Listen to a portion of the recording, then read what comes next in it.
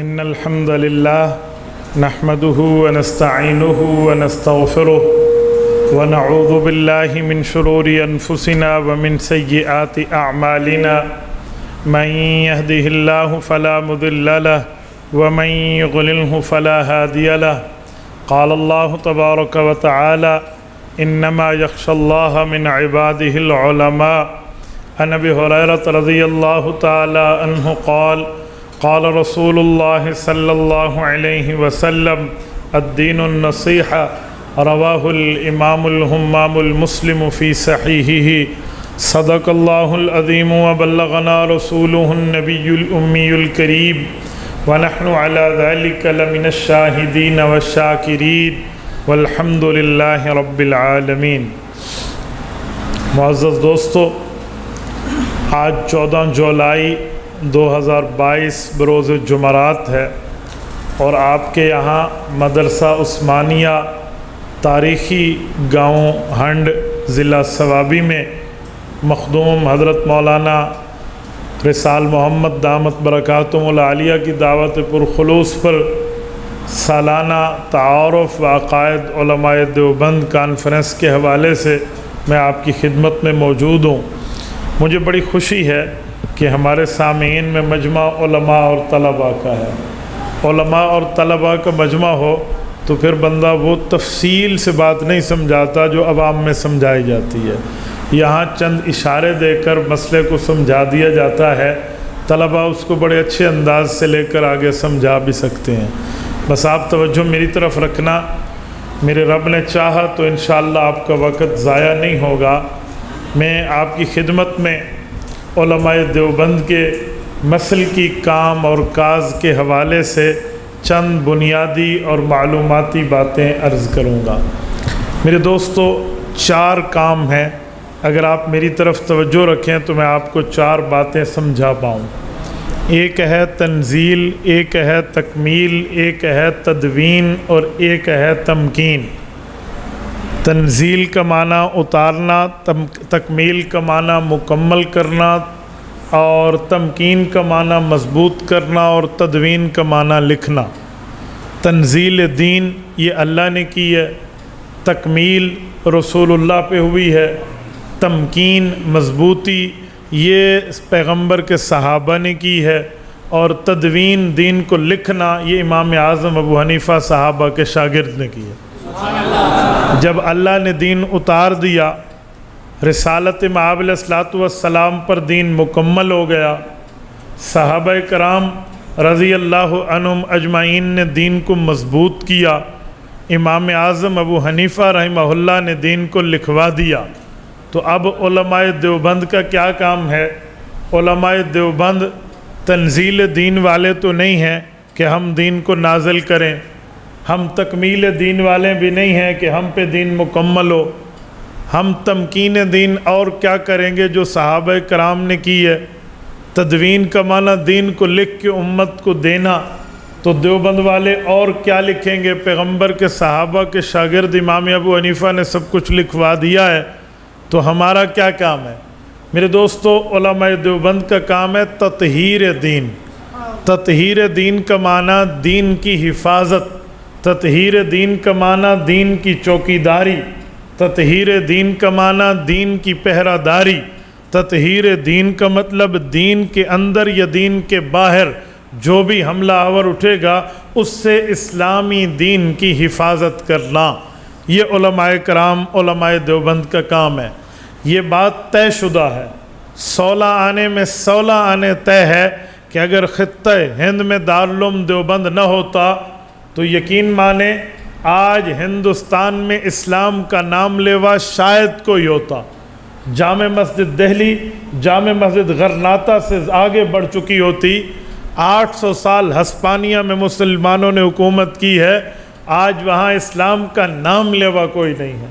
شیخ الاسلام مفتی تقی عثمانی دامت برکاتہم اپنے سفر نامے میں لکھتے ہیں کہ جب میں ہسپانیہ کے ایئرپورٹ پہ اترا تو قبلہ نما کی مدد سے میں نے قبلے کا تعین کیا تاکہ نماز پڑھوں، ورنہ وہاں کعبے کی سمت بتانے والا بھی کوئی نہیں۔ یہ عالم ہے۔ لیکن علماء دیوبند رب کریم نے ان کو چنا اور دارالعلوم دیوبند بنا اور ان لوگوں نے دین کی وہ خدمات سر انجام دی ہیں، یقین مانے رہتی دنیا تک انمٹ نقوش کے ساتھ لکھا جائے گا۔ یہ اتنا طویل لینتھی ٹاپک، اتنا طویل عنوان ہے، اس کو کہاں سے شروع کریں، کہاں پر لے جائیں، یقین مانے اس کے لیے سلیکشن اور انتخاب پہ بھی وقت چاہیے۔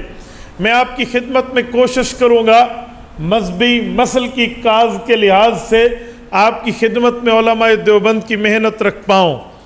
میرے مخاطب علماء نہیں، طلبہ ہے، آپ میری گفتگو کو سبق سمجھیے اور اس کو اپنے کانوں سے راستہ دے کر دل تک بٹھائیے اور اس بات کو بطور سبق آگے نقل کیجئے کہ ہمارے علماء کرام نے ہر موقع پر دین کی حفاظت کی ہے۔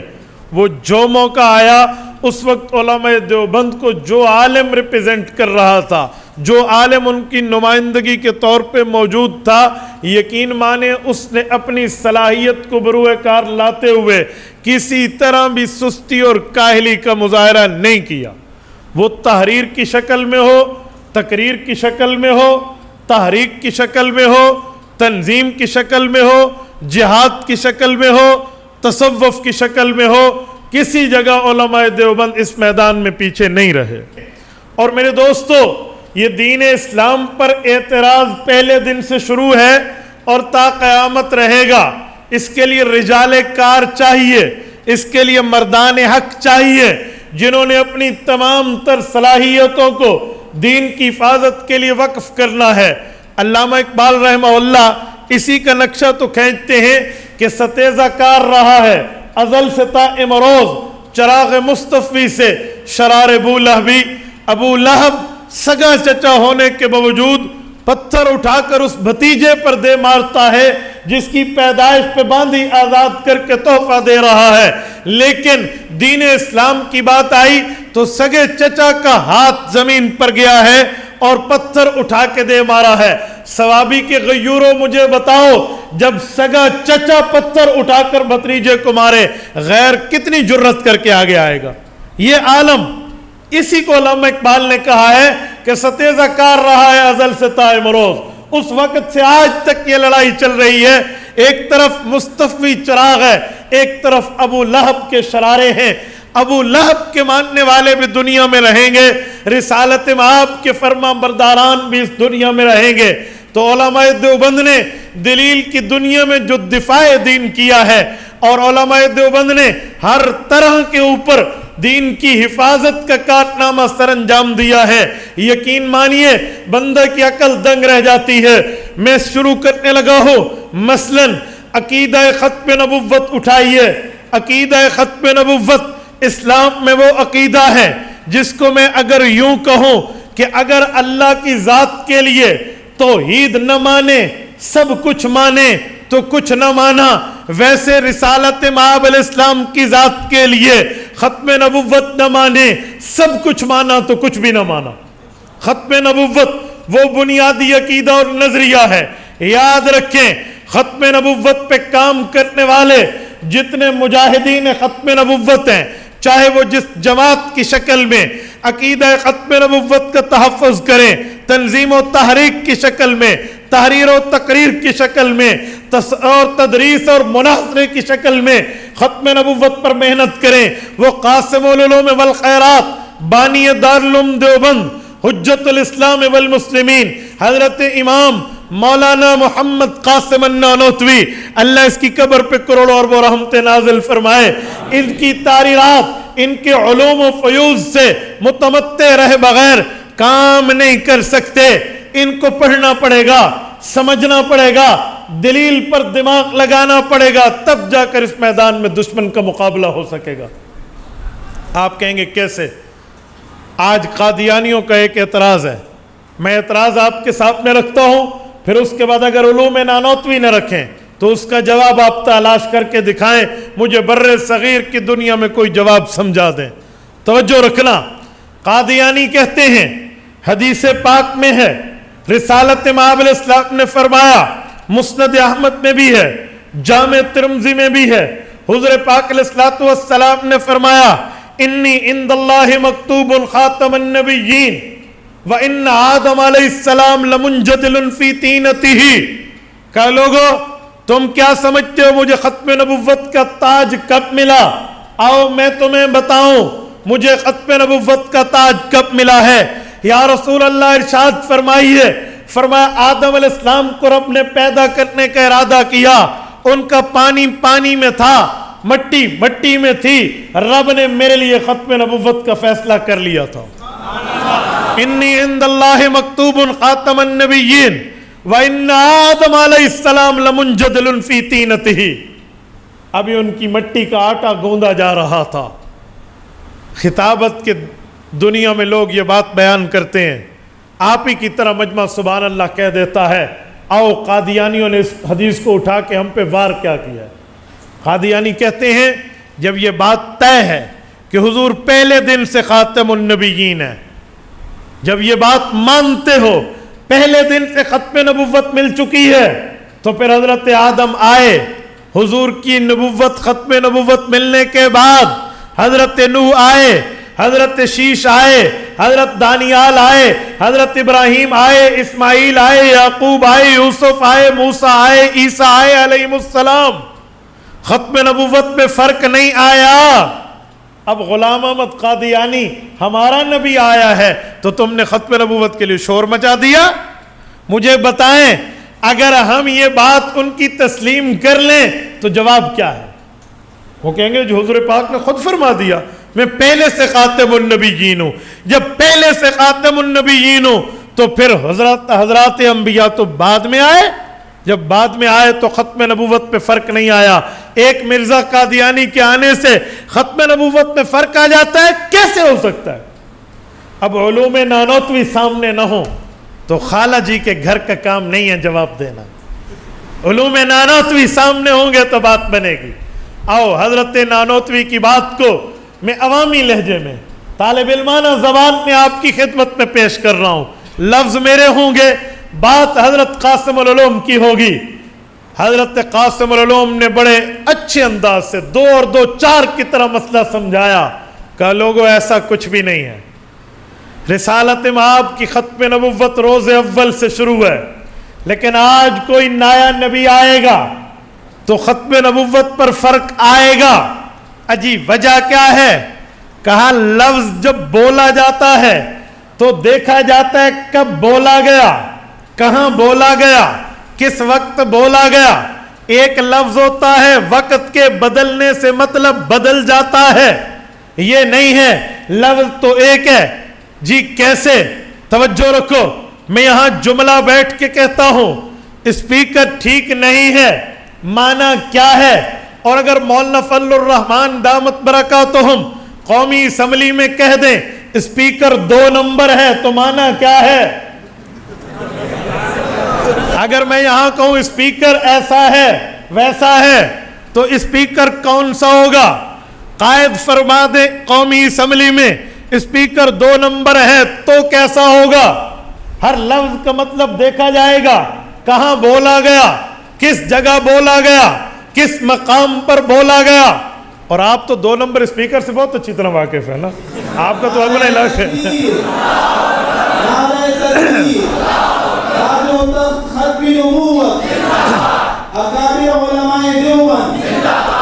یہ سمجھانے کی آپ کو تو ضرورت نہیں ہے، آپ کو تو ضلع ہے صاحب البیت ادریٰ بما فیہ۔ میرے دوستو حضرت نانوتوی فرماتے ہیں ختم نبوت کا لفظ استعمال ہوا ہے، رسالت مآب کے آنے سے پہلے ختم نبوت کا لفظ استعمال ہوا ہے، حضور پاک کے آنے کے بعد اب معنی جدا ہوگا۔ آنے سے پہلے حضور پاک دنیا میں نہیں ہے، ختم نبوت کا مطلب اور ہے۔ جب حضور آئے ہیں پھر ختم نبوت کا ایک مطلب اور ہے۔ کہتے ہیں وہ کیا ہے؟ فرمایا جب رسول اللہ دنیا میں خود نہیں آئے تب ختم نبوت کا مطلب یہ تھا جتنے انبیاء کو رتبے ملنے ہیں، مرتبے ملنے ہیں، درجے ملنے ہیں، فضیلتیں ملنی ہیں، معجزات ملتے ہیں، مقامات ملنے ہیں، درجات ملنے ہیں، وہ سارے انبیاء کو جو ملنے ہیں تو ملنے ہیں، لیکن تمام کے درجات کو اکٹھا کر کے مجموعہ بنا کے حضور پاک کی خدمت میں رکھ دیا گیا ہے۔ پتہ چلا جو رتبہ حضرت آدم سے حضرت عیسیٰ تک ہے یہ سب کو فردن فردن ملا ہے، حضور پاک کو اکٹھا ملا ہے، سب کو الگ الگ ملا ہے، حضور پاک کو مجموعتاً ملا ہے۔ یہ آنے سے پہلے حضور پاک کی ختم نبوت کا مطلب تھا کہ ختم نبوت جتنے نبوت کے رتبے، مرتبے، درجے، معجزے، مقامات وہ حضور پہ ختم ہیں۔ جب حضور خود آ گئے اب ختم نبوت رتبی کے ساتھ ختم نبوت زمانی بھی ہے۔ کیا مطلب؟ پہلے رتبے حضور پہ ختم تھے، اب وقت بھی حضور پہ ختم، زمانہ بھی حضور پہ ختم، معاملات بھی حضور پہ ختم، گنتی بھی حضور پہ ختم۔ جب حضور پاک نہیں آئے تھے رتبوں میں سب سے اول حضور تھے، رتبوں کی سب سے انتہا مصطفیٰ کی ذات تھی۔ جب خود آ گئے رتبے بھی ان پہ ختم ہے، انبیاء کا زمانہ بھی ان پہ ختم۔ اگر یہ ختم نبوت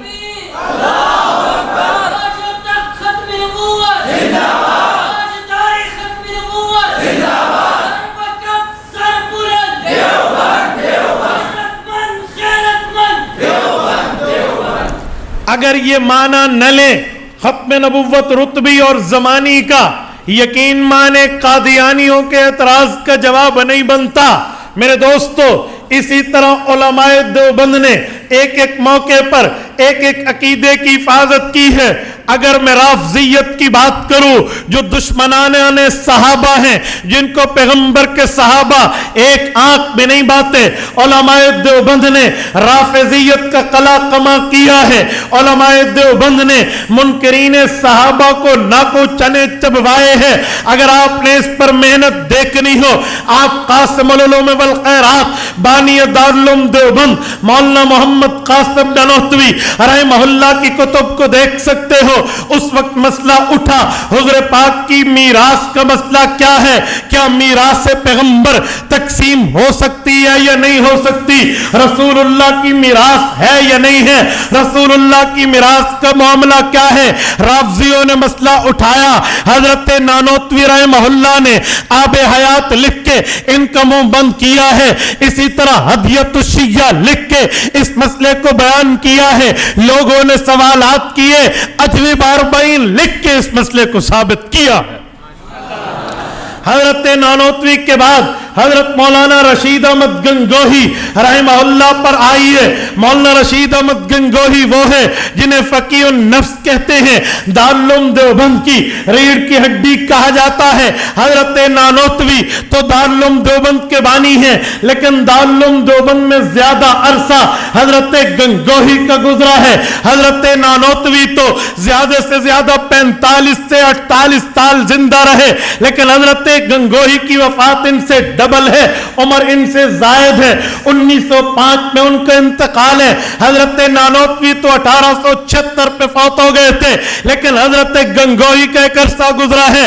ہدایات الرشید الی افہام الانید لکھ کے حضرت نے باقاعدہ رافضیت پر اپنی تحریرات کو لکھ کے امت کی رہنمائی کی ہے۔ اگر اس سے بھی آگے آئیے مرشد العلماء حضرت مولانا خلیل احمد سہارنپوری رحمہ اللہ کو دیکھیے تو رافضیت کے فتنے پر حضرت کا قلم چلا ہے، وہ جوان قلم چلا ہے، رہتی دنیا تک علمی میدان میں حضرت نے وہ جوابات لکھے ہیں۔ مترکۃ الکرامہ علی میراث الامامہ کھولیے، حضرت نے رافضیت کا منہ بند کیا ہے۔ رہتی دنیا تک اس بات کو بھی یاد رکھا جائے گا کہ اس دیوبند کے شیر نے اہل باطل کا مقابلہ کیسے کیا تھا اور صحابہ کرام کی چوکیداری کا حق کیسے ادا کیا تھا۔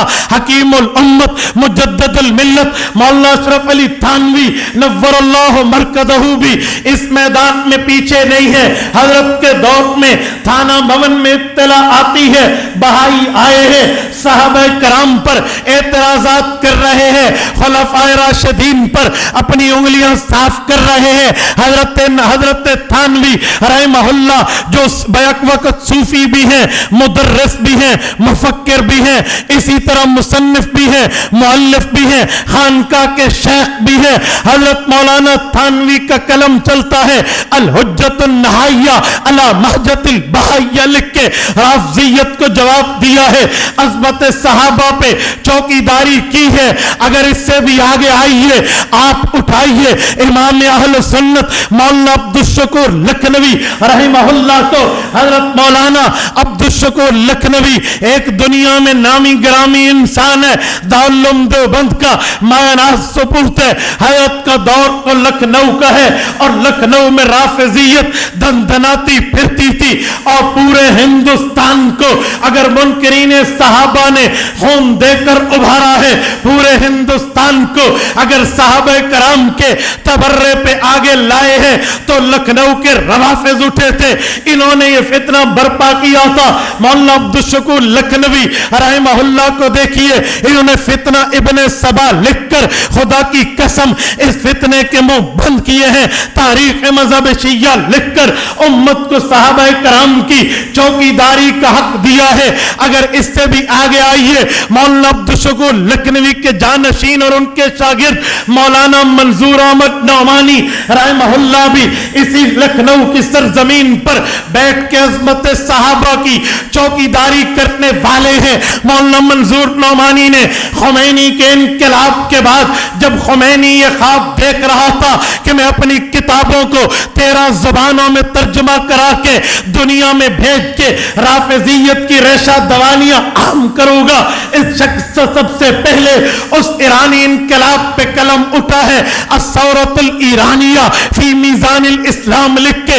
इसने उम्मत मुस्लिमा पर रहती दुनिया तक वो एहसान किया है कि ईरानी इनकलाब राफजी इनकलाब की तरह नंगा होकर सामने आया है, वरना वो तो नारा लगा रहे थे ला शिया वला सुनिया इस्लामिया इस्लामिया।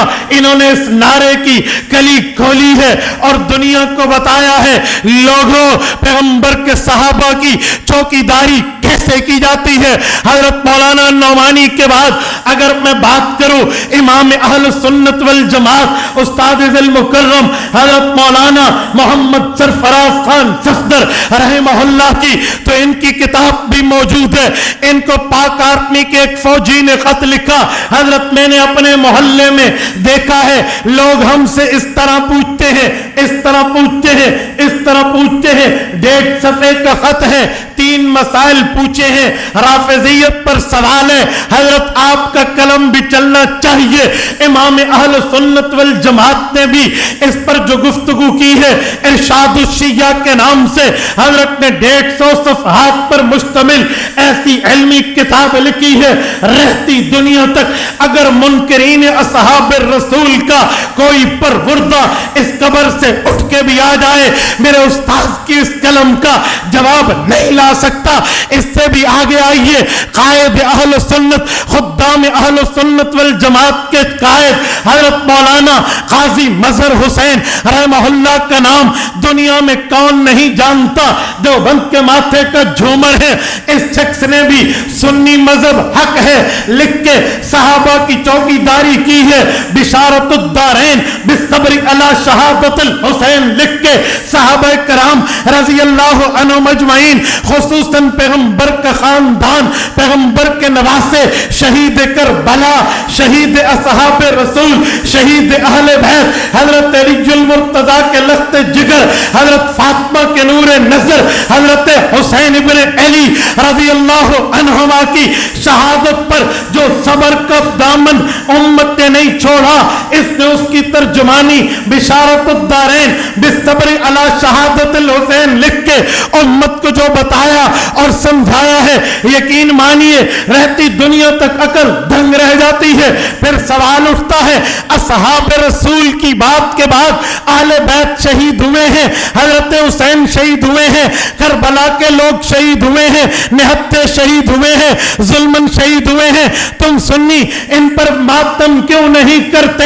हजरत मुस्तकिल किताब लिखी है, हम मातम क्यों नहीं करते? अल्लाह का कुरान बतौर दलील लाए हैं, हुज़ूर पाक का फरमान बतौर दलील लाए हैं, اور اسی طرح امت کے اولیاء، اصفیاء، اتقیاء، فقہاء، مفسرین، محدثین، علماء کے حوالہ جات کو بطور تائید لا کر امت کے سامنے اس مسئلے کو حل کر کے رکھ دیا ہے۔ اس سے بھی آگے آئیے، جنگ کی سرزمین سے اٹھنے والے فاضل دارالعلوم دیوبند محقق علی الاطلاق مولانا محمد نافع رحمہ اللہ کو کون نہیں جانتا، جس شخص نے محمدی شریف کی بستی میں بیٹھ کے امت مسلمہ کو پیغمبر کے صحابہ، پیغمبر کی اہل بیت کی وہ محبت کی داستانیں بتائی ہے، واقعات سنائے ہیں، دلائل سے استدلال کیا ہے۔ کتاب کا نام ہے رحماء بینہم، جلد اول بھی ہے، جلد دوم بھی ہے، جلد سوم بھی ہے۔ اس میں اپنوں اور پرانوں کے، اپنوں اور پرایوں کے حوالوں سے ثابت کیا ہے پیغمبر کے صحابہ، پیغمبر کی اہل بیت آپس میں بھائی بھائی تھے، شیر و شکر تھے، دوستی تھی، یارانہ تھا، محبت تھی، الفت تھی، یگانگت تھی، پیار تھا، نفرت نہیں تھی، بغض نہیں تھا، غصہ نہیں تھا۔ اگر کسی جگہ لڑایا بھی گیا تو کوئی سازش کار فرماتی۔ اس شخص نے رحماء بینہم کی 3 جلدیں لکھ کے امت پہ وہ احسان کیا ہے۔ مولانا مفتی محمد تقی عثمانی دامت برکاتہم ان کی اس کتاب پہ تبصرہ کرتے ہوئے کہتے ہیں، لوگوں میں نے عرب و عجم کی کتابیں پڑھی ہیں، میں نے فارس و ہند کی کتابیں پڑھی ہیں، اردو سے لے کر عربک تک ایک ایک جگہ عظمت صحابہ، عظمت اہل بیت پر میں نے کتب کو کھنگالا ہے، لیکن مولانا نافع رحمہ اللہ کی رحماء بینہم سے بہتر کتاب میں نے نہیں دیکھی۔ نعرہ تکبیر، شان صحابہ، ناموس صحابہ، شہدائے ناموس صحابہ، شہدائے ناموس اہل بیت۔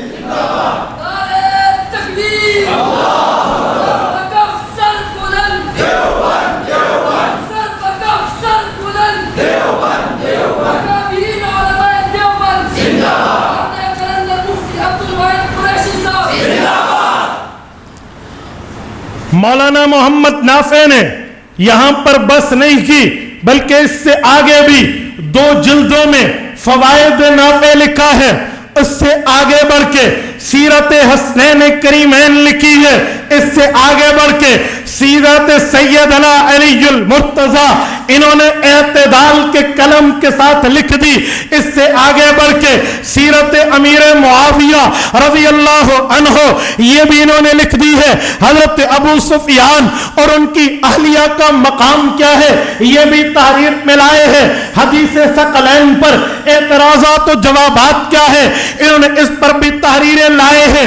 میرے دوستو اگر اس سے بھی آگے آئیے، میرے شیخ اول سنیے، شیخ العرب والعجم حضرت مولانا عبدالستار توسوی رحمہ اللہ بھی اس پر خاموش نہیں ہے۔ حضرت توسوی رحمہ اللہ نے رہتی دنیا پہ وہ کام کیا ہے۔ مجھے آج بھی توسوی زبان میں ان کا ایک جملہ یاد ہے، وہ کہتے تھے میرا بچڑا یاد رکھی ای دھرتی تے ماں پتر نہیں جایا یہ توسوی دا مقابلہ کر سکے۔ حضرت کا اعلان ہوتا تھا کہ اس دھرتی پر کسی ماں کی کوکھ نے وہ بیٹا نہیں جنا جو عبدالستار توسوی کو دلیل کی دنیا میں آ کر سنی مذہب کا بطلان ثابت کر دے۔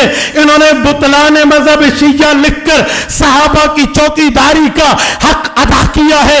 اس سے بھی آگے آئیے، ازالت الشک ان مسئلہ فتق لکھ کے انہوں نے امت کے سامنے صحابہ کرام کی دیانت اور ثقافت کو رکھا ہے۔ خلفائے راشدین کے حوالے سے پرایوں کی کتابوں سے ان کے حق کو ثابت کیا ہے۔ اس سے بھی آپ آگے آئیے تو مرشد العلماء حضرت مولانا یوسف لدھیانوی شہید رحمہ اللہ، شہید خطب نبوت کو اٹھائیے۔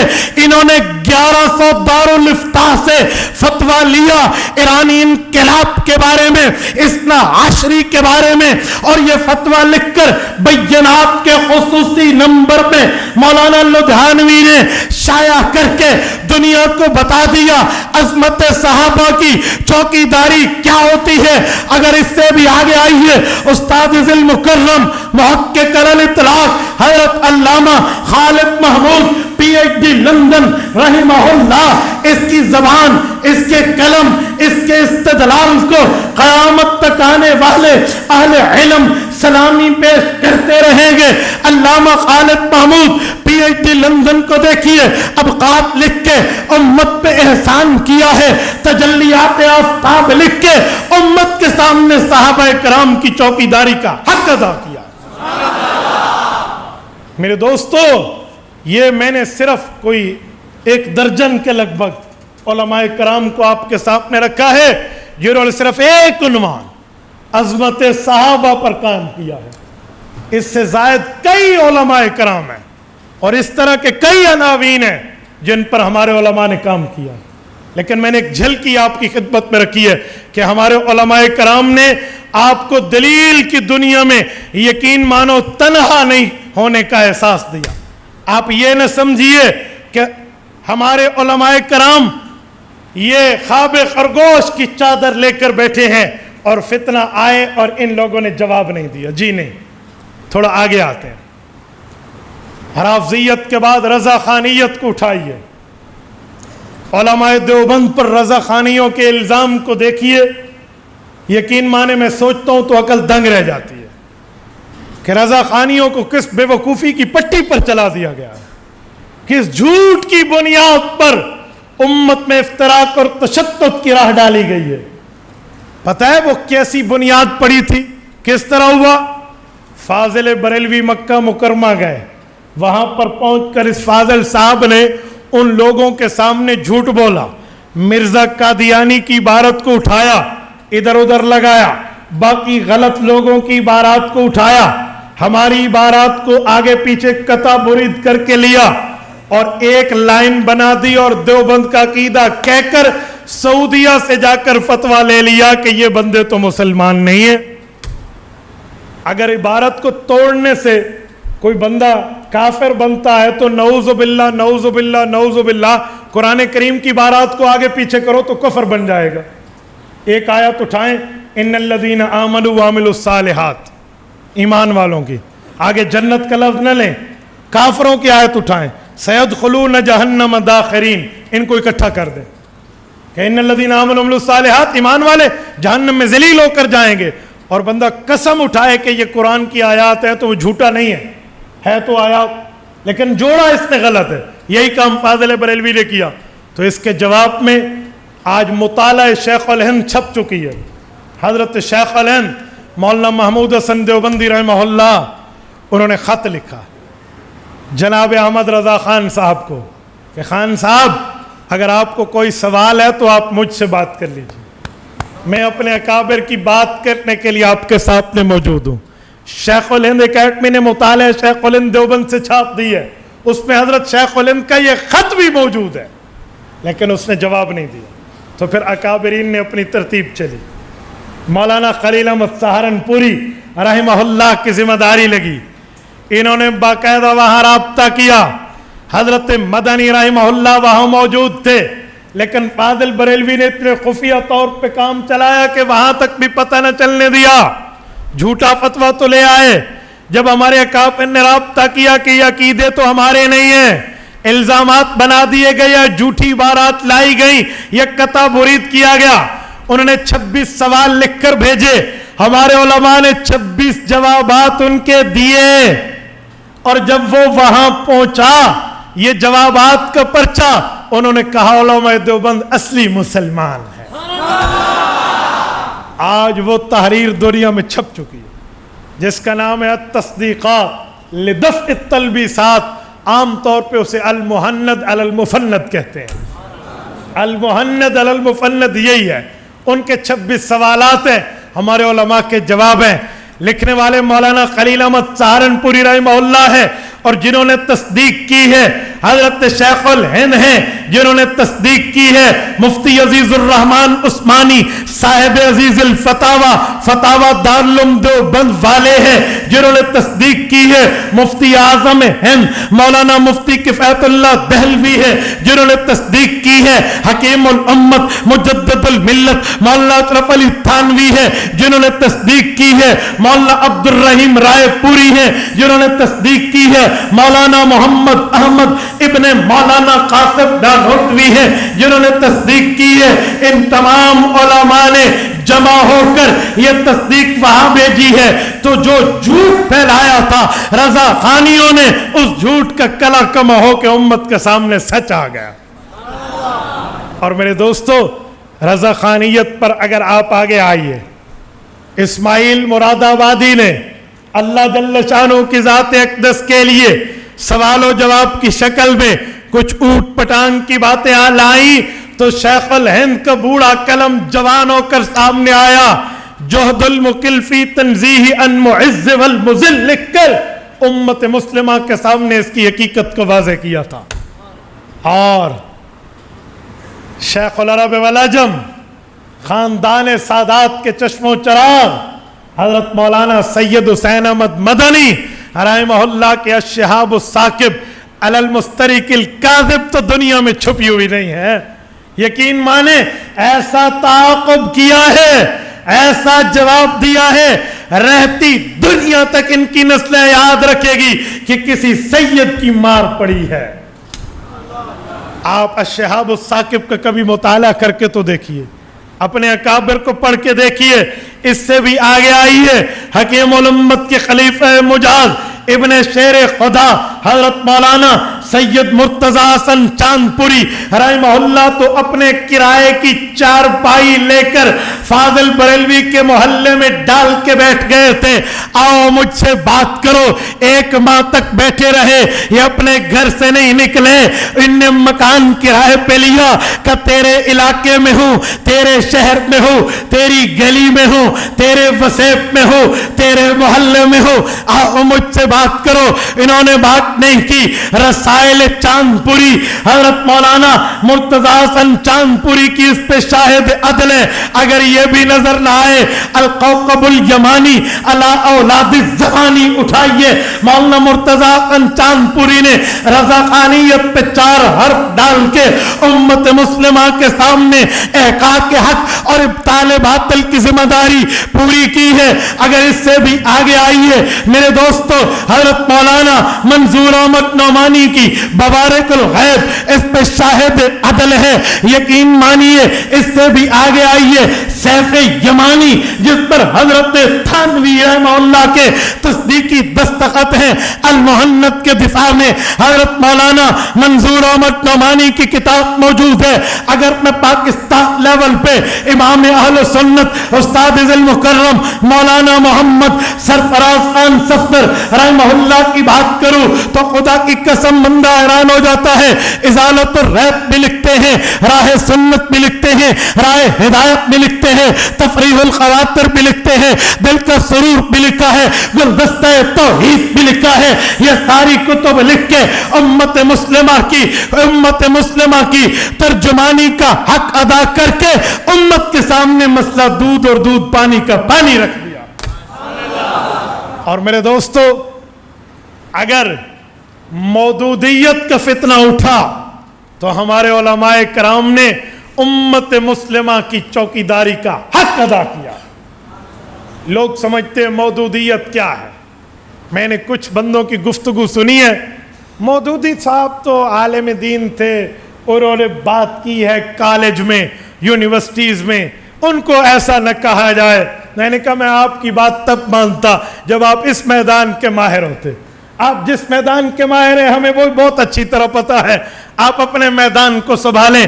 تحقیق کے میدان کے لیے محققین موجود ہیں، کوئی عام بندہ اٹھ کے ان کو سمجھانے بتانے سنانے پہ آ جائے، جی نہیں، میرے پاؤں ریت کی دیوار پہ نہیں ہے، اونٹ پہاڑ سے وزنی چٹان پر ہے۔ ہماری کمر کے پیچھے پوری اکابرین کی ایک لائن موجود ہے۔ مودودیت کے معاملے میں किन किन अकाबरीन ने कलम उठाकर इस फितने का जवाब दिया है। आओ हर मस्जिद में फजाइल आमाल पढ़ने वालों, शेखुल हदीस व तफसीर मौलाना मोहम्मद जकरिया कांदलवी, अल्लाह इसकी कब्र पे करोड़ों अरबों रहमतें नाजिल फरमाए। उनकी किताब मौदूदियत के रद में फितना मौदूदियत के नाम से मौजूद है। फितना मौदूदियत। जब हजरत की ये किताब छप के आई, हजरत बीमार थे, अभी नाम तजवीज़ नहीं हुआ था, भांजे हाफिज मोहम्मद शाहिद ने नाम लिख दिया, फितना मौदूदियत। हजरत को एक खलीफा ने अर्ज किया, शेख अगर फितना कहकर बात करोगे तो बात सुनेंगे कैसे लोग? ये नाम आपने तो नहीं लिखा, इसने लिखा। हजरत शेख ने फरमाया, जी हाँ मैंने नहीं रखा, इसने रखा, लेकिन ठीक रखा। फितने को फितना नहीं कहेंगे तो लोग बचेंगे कैसे? मौलाना मोहम्मद जकरिया कांदलवी रहमहुल्लाह। आज भी आप जाओ ना, अल्लाह ताला आपको मदीना मुनव्वरा ले जाए।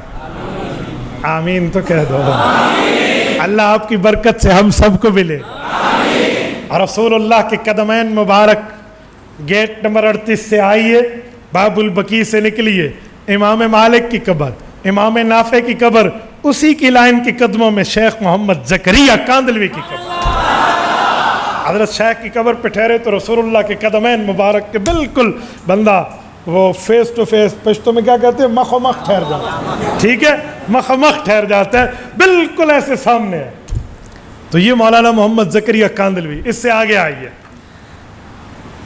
मौदूदियत पर कलम देखने के लिए मुहद्दिस जलील जामियातुल उलूम अल्लामा बिन्नौरी टाउन कराची के बानी मौलाना सैयद यूसुफ बिन्नौरी रहमहुल्लाह अल उस्ताजुल मौदूदी व इफ्कारुहु लिखकर इसके फितने को फरमाते हैं कि इससे बचने का अंदाज कैसा होना चाहिए।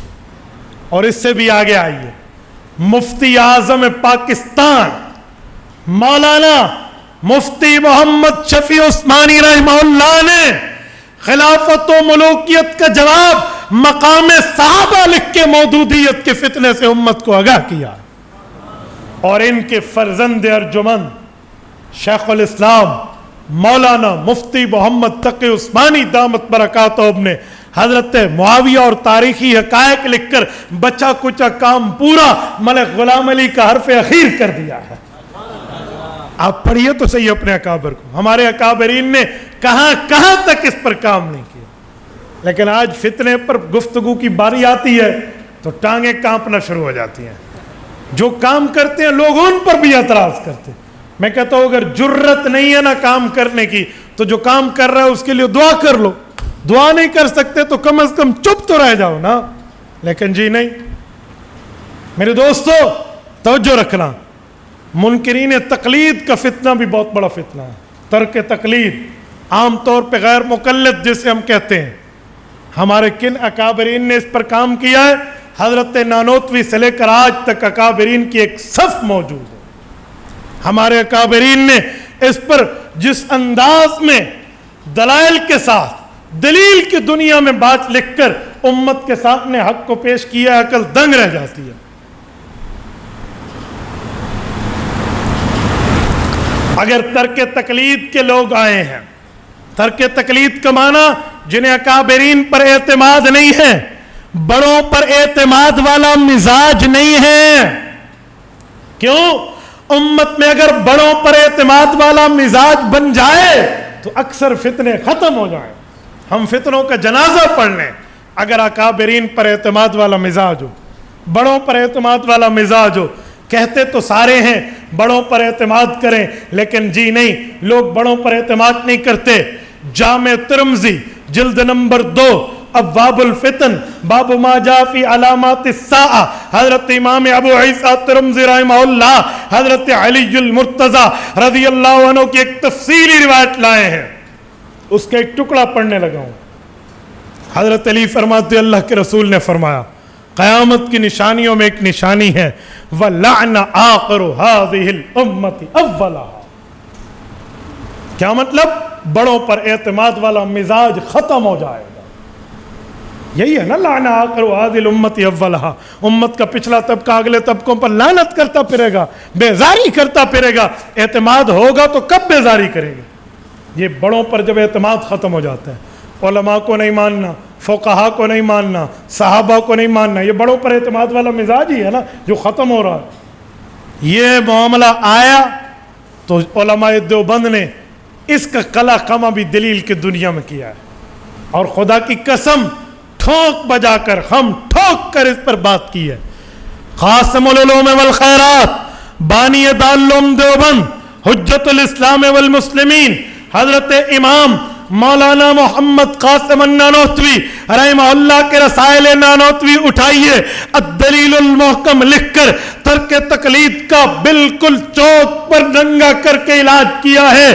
اس سے آگے آئیے، توثیق الکلام حضرت نانوتوی کی اہم کتاب ہے. حضرت نانوتوی نے اس پر امام کے پیچھے قرآن پڑھنے کے حوالے سے دلیل کی دنیا میں پوری ترتیب سے مسئلہ سمجھا دیا ہے. مولانا رشید احمد گنگوہی کو لیجئے، سبیل الرشاد لکھ کے امت کے سامنے ترک تقلید کی فتنے سے آگاہ کیا ہے.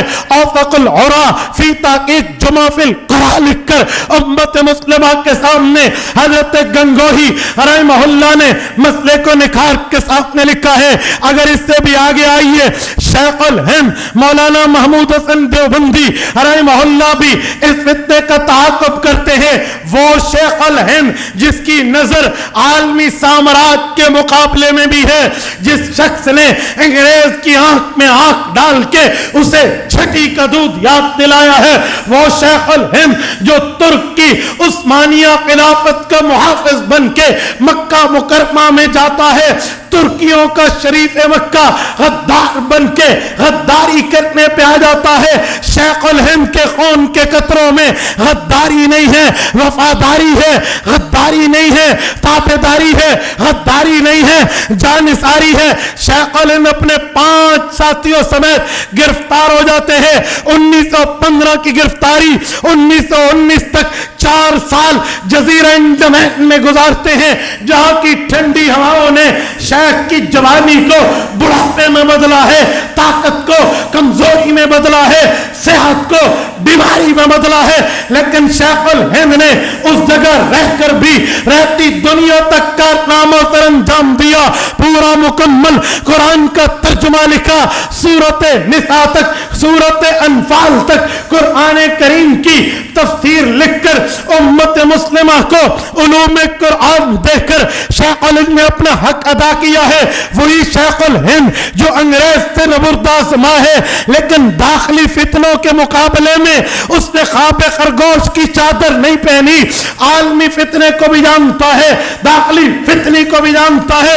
شیخ الہند کا دور ہے، بٹالوی نے اشاعت السنہ میں 10 سوال لکھے، 10 آنا انعام کا چیلنج دیا. کہا اے امام ابو حنیفہ کے ماننے والوں، اے حنفیوں، تم مجھے ان سوالوں کا جواب دے دو. اعتراضات کیے، سوالات کیے، الزامات لگائے، اور اس میں لچر قسم کی بات کر کے امام ابو حنیفہ آخر اعتراضات کر کے ان کے دامن کو داغدار کرنے کی کوشش کی. تو شیخ الہند نے حضرت نانوتوی کے حکم پہ اس کا جواب ادلہ کاملہ لکھ کر دیا. 1 سال گزر گیا، غیر مقلدین کے پاس جواب دینے کے لیے ہاتھ نہیں تھا. اگر ہاتھ تھا تو قلم نہیں تھا، قلم تھا تو چلتا نہیں تھا. آخر انہوں نے 1 سال منتیں کی، ترلے کیے، لوگوں کے پاس گئے، ایک بندے کو کرائے پہ لکھا اور اس بندے کے ذریعے جواب لکھوایا. شیخ الہند نے اس مفتاح الادلہ کا جواب ایضاح الادلہ کے نام سے دیا. آج 1.5 صدی گزر گئی ہے، ترک تقلید والوں پر یہ پوری کتاب قرض موجود ہے.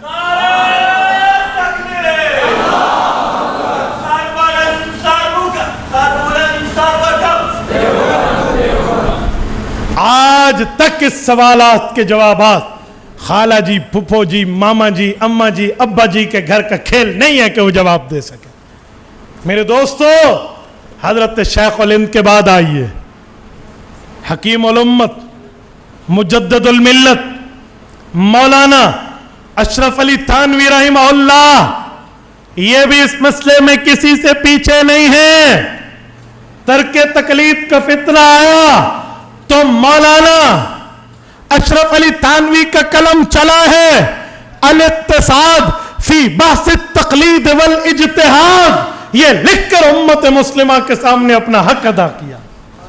اور حضرت مولانا تھانوی کے بعد آئیے چشم و چراغ خاندان سادات کے، کشمیر کی دھرتی سے اٹھ کے دیوبند کو مہکانے والا گلشن، خاتم المحدثین، اذہن الناس فی الزمان، مولانا سید انور شاہ کشمیری رحمہ اللہ. حیران ہو جاتا ہے بندہ. بسط الیدین بھی لکھتے ہیں، نیل الفرقدین بھی لکھتے ہیں، فصل خطاب بھی لکھتے ہیں، کشف الستر بھی لکھتے ہیں، اور امت مسلمہ کے سامنے ترک تقلید کے فتنے کا منہ بند کر دیتے. اور میرے دوستو، حضرت کشمیری کے بعد شیخ الحدیث و تفسیر مولانا محمد زکریا کاندلوی علمی دنیا میں اس پر خاموش نہیں ہے.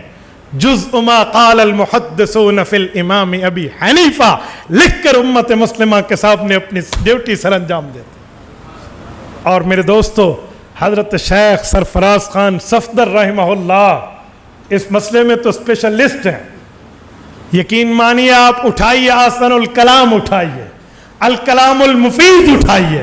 حضرت شیخ نے اس امت مسلمہ پر یہ کتب لکھ کے وہ احسان کیا ہے کہ رہتی دنیا، علمی دنیا ان کی نیاز مند رہے گی تا قیامت رہے گی. اور الکلام المفید میں اس کا ایک جملہ آپ کے سامنے رکھتا ہوں، ورنہ کتب تو کئی تھی کہ میں بات کرتا. انہوں نے 40 سال اس کتاب کو شائع نہیں کیا.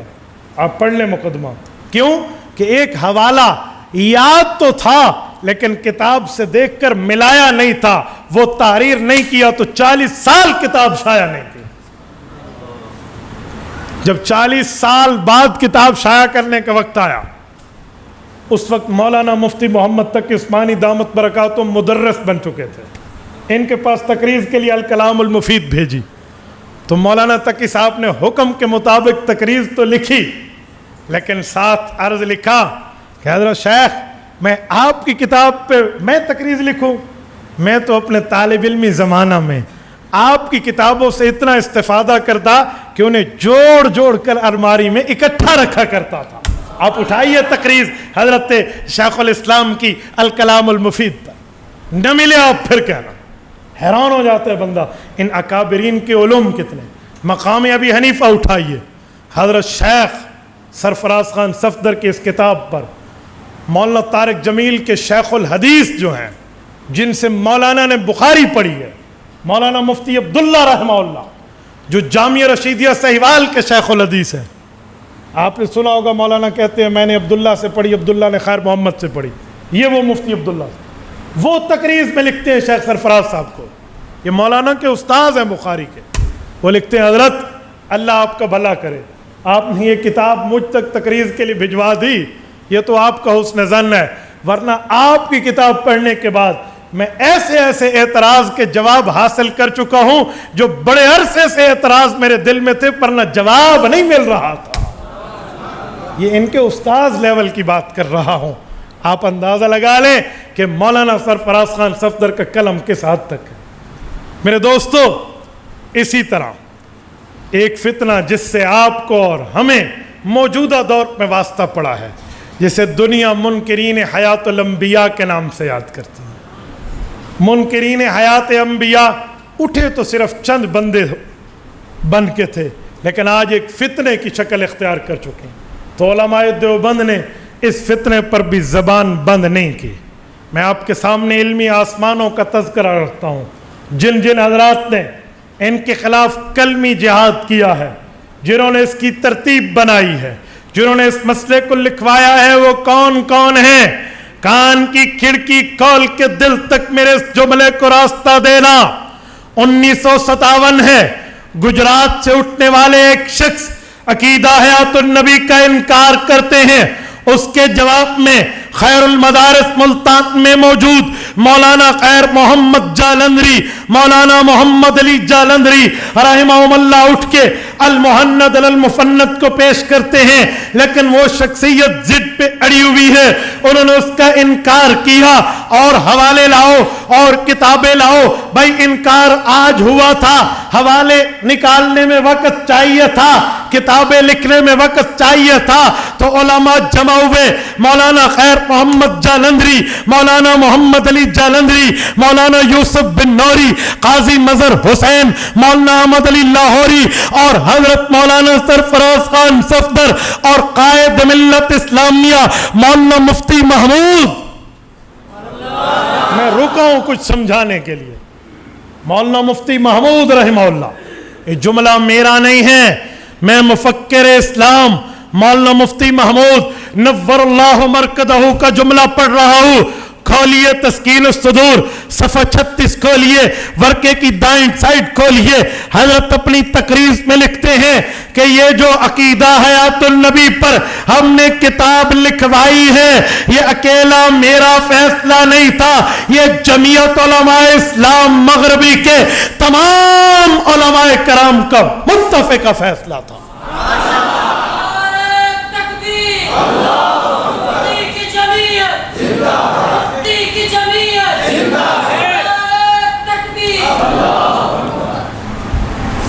حضرت مولانا مفتی محمود رحمہ اللہ، کیوں؟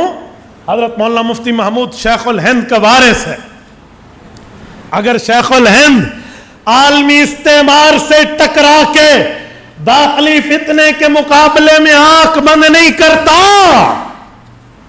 انگریز سے ٹکر لے کر ادلہ کاملہ بھی لکھتے ہیں، ایضاح الادلہ بھی لکھتے ہیں، جوت المقل بھی لکھتے ہیں، پوری ترتیب سے مذہب کا دفاع کرتے ہیں، تو شیخ الہند کا وارث مولانا مفتی محمود اس سے کیسے غافل رہ سکتے؟ حضرت مولانا مفتی محمود نے بھی سامراج سے ٹکر لی ہے، لیکن داخلی فتنے کا جوابات لکھوائے۔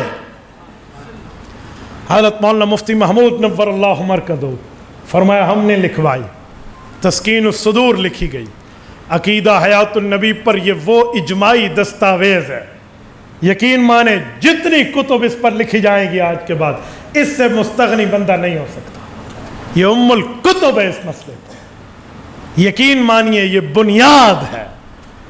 حضرت شیخ سرفراز خان صفدر رحمہ اللہ اور حضرت مولانا مفتی محمود ایک جملہ مزید بھی لکھتے اپنی تقریر میں، فرماتے لوگو جب حضرت نے لکھی نا ہم نے اعتماد کر کے دستخط کر دیے، یوں نہیں ہے، 3 دن کا اجلاس بلایا، حضرت کو بلایا کہ آپ پڑھ کے سناؤ، وہ سناتے گئے، ہم سنتے گئے، جہاں تھوڑی بہت تبدیلی کہی تو وہ مانتے گئے اور کرتے گئے، پوری کتاب سنی پھر دستخط کیے۔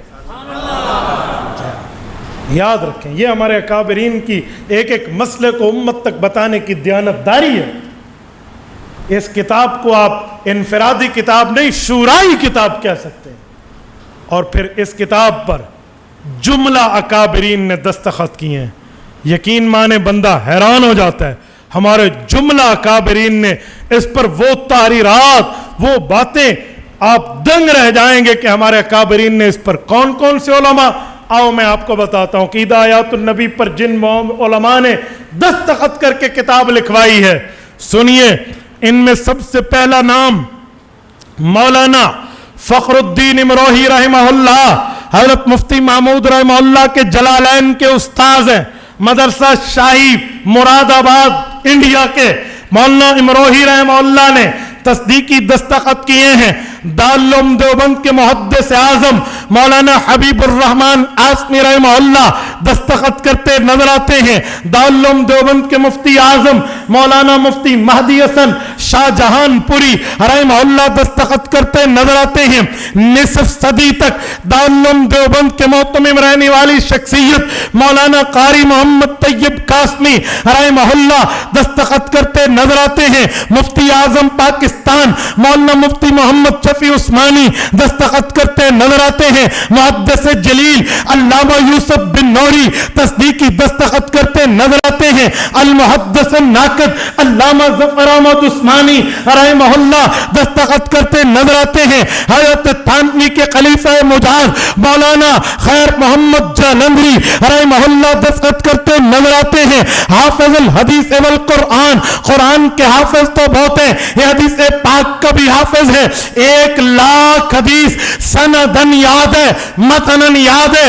हाफिजुल हदीस मौलाना अब्दुल्ला दरकाती रहमहुल्लाह दस्तखत करते नजर आते हैं। फाजिल दारुल देवबंद हजरत मौलाना नजीरुल्लाह खान रहमहुल्लाह दस्तखत करते नजर आते हैं। अमीर अजीमत मौलाना नवाज जंगवी शहीद रहमहुल्लाह के उस्ताद मौलाना दोस्त मोहम्मद कुरैशी रहमहुल्लाह दस्तखत करते नजर आते हैं। मौलाना मुफ्ती मोहम्मद शफी सरगोदवी रहमहुल्लाह के फर्जंद मुफ्ती आजम सरगोदा मौलाना मुफ्ती अहमद सईद सरगोदवी रहमहुल्लाह दस्तखत करते नजर आते हैं। ख्वाजा खाजगान हजरत ख्वाजा खान मोहम्मद खान का सिराजिया कुलिया रहमहुल्लाह दस्तखत करते नजर आते हैं। फाजिल दारुल देवबंद मौलाना आगा गुल बादशाह रहमहुल्लाह दस्तखत करते नजर आते हैं। हजरत मौलाना समीउल हक शहीद रहमहुल्लाह के वालिद मोहतरम उस्ताजुल मुहद्दिसीन मौलाना अब्दुल हक हक्कानी रहमहुल्लाह दस्तखत करते नजर आते हैं। हजरत मौलाना इदरीस कांसवी रहमहुल्लाह दस्तखत करते नजर आते हैं। हजरत मौलाना अहमद अली लाहौरी रहमहुल्लाह दस्तखत करते नजर आते हैं। और हजरत मौलाना रसूल खान हजारवी जो हजरत मदनी से पहले शेख उल के शागिर्द भी हैं, दारुल देवबंद के उस्ताद भी हैं, मौलाना रसूल खान हजारवी नव्वरल्लाहु मरकदहू दस्तखत करते नजर आते हैं। और मेरे दोस्तों हजरत मौलाना मुफ्ती महमूद आखिर में सबकी तस्दीक और मोहर के साथ दस्तखत करते नजर आते हैं। ये हमारे इल्मी आसमान है जिन्होंने अकीदा हयातुन नबी को यूं निखार के वाजे करके मुबय्यन मुबरहन मुदल्लल करके उम्मत के सामने पेश किया। ये हमारे अकाबरीन ने मसल की और मजहबी बुनियादों पर, यकीन मानिए अकल दंग रह जाती है इन लोगों ने क्या से क्या काम नहीं किया। 1 घंटे से 4 मिनट ऊपर हो गए मुझे बोलते हुए। आप ये ना समझना मैंने आपके सामने को आपका वक्त खाया है। आप अंदाजा लगाओ, अभी मैंने सिर्फ कुतुब के नाम लिए हैं। यकीन माने मैं रास्ते में आ रहा था, कुछ जहन मेरा भी था, हमारे भाई मुश्ताक को अल्लाह जज़ा खैर दे, उन्होंने मुझे कहा कि आपने बाबुल उलूम के रोड पक्का में गुफ्तगू की तो आप उस अंदाज से करें। तो फिर मैंने कहा चलो हजरत मौलाना रिसाल साहब दामत पर रखा तो इनकी भी ख्वाहिश थी। मैंने सिर्फ कुतुब के नाम और मुसन्निफीन के नाम गिनवाए हैं। मैंने अभी किताबों का तारुफ नहीं कराया कि एक एक किताब में है क्या। मेरे यहाँ तखस्सुस है, मुफ्ती कोर्स में मैं पढ़ाता कम और समझाता इनको ज़्यादा हूँ। पूरी की पूरी एक किताब को उठाकर उसका तारुफ करा दें, हाँ भाई आप किताब पढ़ें और उसका खुलासा लिखें, तो ऐसे बंदे को किताब हिफ्ज़ हो जाती है। फिर मसला ही कोई नहीं होता। लेकिन आप तलबा हैं तो उम्मीद है मैं चंद बातें आपके दिमाग में उतार चुका हूँगा। इसके अलावा भी सियासी, समाजी, तंजीमी, तहरीकी, तसव्वुफ के मैदान की खिदमत थी जो अभी मैंने ज़ेर बहस नहीं ला। इसके अलावा भी है, यकीन माने जो ये मैदान बहुत वसी है, लेकिन मैंने सिर्फ मसल की अंदाज में आपके सामने उलमाए देवबंद के कारनामे रखे हैं। आपको चाहिए आज का ये मैसेज लेकर जाएं कि आप इस चीज को, इन कुतुब को अपने पास भी रखिए, पढ़िए भी सही, फायदा भी लीजिए। करेंगे इंशाअल्लाह। जितने तालिब इल्म बैठे हैं सारे करेंगे। जो कहते हैं हम करेंगे वो हाथ खड़ा करके मेरी तायद करें जरा। जितने बैठे हैं कि हम अकाबरीन की कुतुब को पढ़ेंगे, इसको खरीद के अपने पास रखेंगे, जुमला अकाबरीन की किताबों से इस्तेफादा करेंगे और इसको अपने मुताला में रखेंगे। इससे जो मनहज और मसलक समझेंगे उसी को फैलाएंगे और बयान करेंगे। करोगे? जज़ाकुमुल्लाह। ये बहुत बेहतर काम है। और आपको एक खुशखबरी भी देता जाऊं, आपके ज़िला सवाबी में हज़रत मौलाना रिसाल साहब की निगरानी में इमाम आज़म Abu Hanifa Islamic research centre, ये जो एक सेंटर कायम हुआ है बाजा में ही है ना, बाजा वहीं बाम खैल में, तो हज़रत के यहाँ आप उस लाइब्रेरी में अपने हिस्सा भी मिलाइए, वहाँ पर पढ़िए भी सही, फ़ायदा भी लीजिए। अगर कुतुब आपके पास मौजूद हैं तो उस लाइब्रेरी में जमा कराइए, ताकि जो किताब 1, 2, 4 बंदों तक है वो 1, 2, 4 हज़ार बंदों तक मुंतकिल हो जाए। ठीक है, उसका फ़ायदा کریں گے انشاءاللہ. یاد رکھیں علمی دنیا میں اپنے افراد کو مضبوط کرنا سیکھو. آج ذاکر نائک کو آپ اور ہم سارے جانتے ہیں, ٹھیک ہے, وہ تو بمبئی کا رہنے والا ہے, میں پورے مجمع سے اس کا نام پوچھوں تو نام ہی کسی کو نہیں آئے گا, لیکن ذاکر نائک کے لفظ سے آپ جانتے ہیں. آپ طالب علموں میں مجمع میں کسی کو اس کا نام آتا ہے؟ اس کا نام عبد الکریم ہے, جی نام نہیں جانتے, کام اس کا دنیا جانتی ہے. کیوں؟ اس کی قوم نے اس کو سنبھالا ہے, اس کی قوم نے اسے جتنے وسائل تھے سارے پرووائڈ کیے ہیں. آج وہ دنیا میں گونج رہا ہے, اہل حق اہل باطل اپنی جگہ, میرا اس کے لیے جو نظریہ ہے وہ دنیا جانتی ہے کہ وہ کیا شے ہے. لیکن آپ حضرات بھی تو اپنے بزرگوں کو اور اپنے علماء کو, مسلک کے اوپر کام کرنے والوں کو سنبھالیے, تعاون کیجئے, علمی طور پہ بھی نہیں تو کم از کم وہاں جا کر استفادہ بھی کیجئے. کریں گے انشاءاللہ. جزاکم اللہ تعالی. آج کی گفتگو ہماری یہ براہ راست چلنی تھی, لیکن آپ کے یہاں 4G کے سگنل نہیں ہیں تو براہ راست نہیں چل سکی. یہ ہماری گفتگو انشاءاللہ اپلوڈ ہو جائے گی. مفتی عبد الواحد قریشی لکھیں آپ یوٹیوب پر تو آپ کو ہمارے 2.5 لاکھ سے زائد سبسکرائبر ملیں گے. اسی طرح آپ مفتی عبد الواحد قریشی فیس بک پہ لکھیں تو آپ کو 1.4 ملین سے زائد ابو فالوورز ملیں گے. پوری دنیا میں الحمدللہ یہ ڈیٹا جا رہا ہے. اس کی خالصتاً وجہ یہ ہے کہ للہ فی اللہ ہم نے کام کیا. اور میرے دوستو, بے سر و سامانی کے عالم میں اٹھ کے ہم نے دنیا میں یہ کام کیا ہے. آج یہ پیغام جو دنیا میں گونج رہا ہے, اس انٹرنیٹ کی دنیا میں جو لوگ چلتے ہیں, میں ہر بندے کو انٹرنیٹ کی ترغیب نہیں دیتا, جو کرتے ہیں میں ان حضرات کو کہوں گا کہ اس کام کو بھی آگے پھیلائیے. کریں گے. جزاکم اللہ تعالی. اقول قولی ھذا واستغفر اللہ وآخر دعوانا ان الحمد للہ رب العالمین.